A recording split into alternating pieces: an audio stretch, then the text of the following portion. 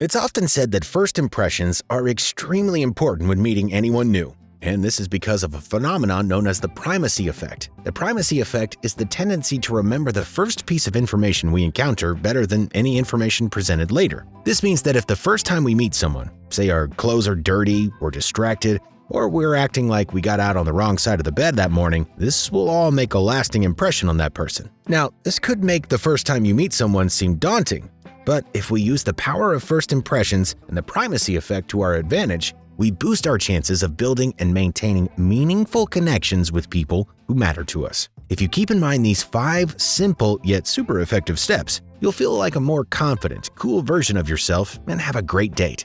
Let's jump right in. First up, be aware of the fizzle period.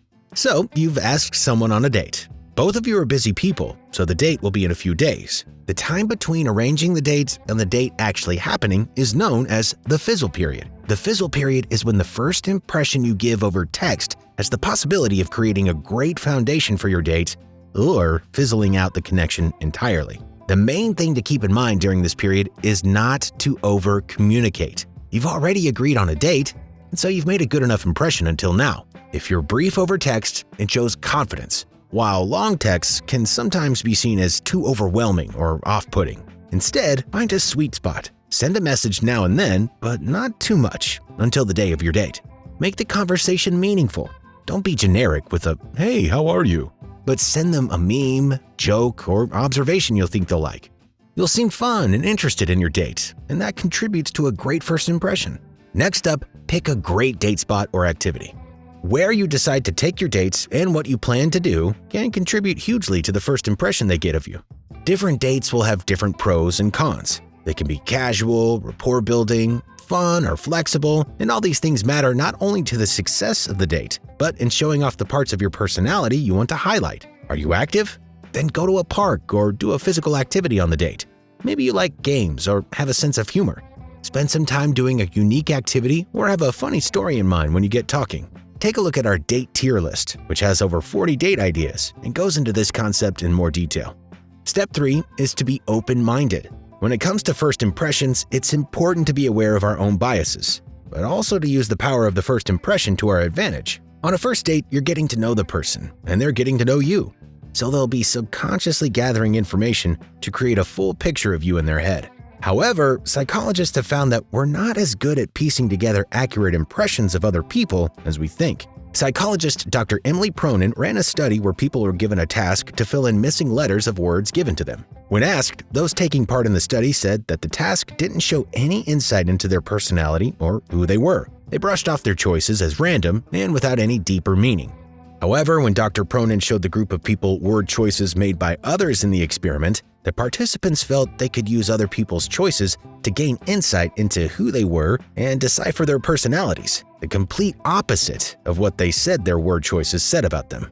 For example, when asked to fill in the blanks, CHE blank blank, some chose words like cheer, while others chose cheat.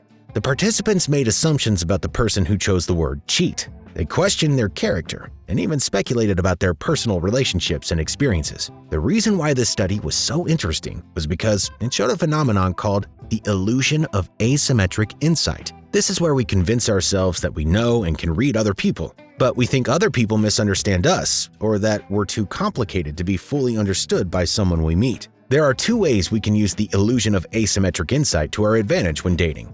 The first is to be open-minded. If we keep in mind that other people are complex and nuanced, we can avoid jumping to any conclusions about who they are, and it gives them a fair chance to show us. We can also use the illusion of asymmetric insight to gain insight into how our date might be forming judgments and opinions of us. It's always important to be genuine when meeting new people, but showing off the things we're most proud of can't hurt in making a first impression when we know that there are these types of biases out there.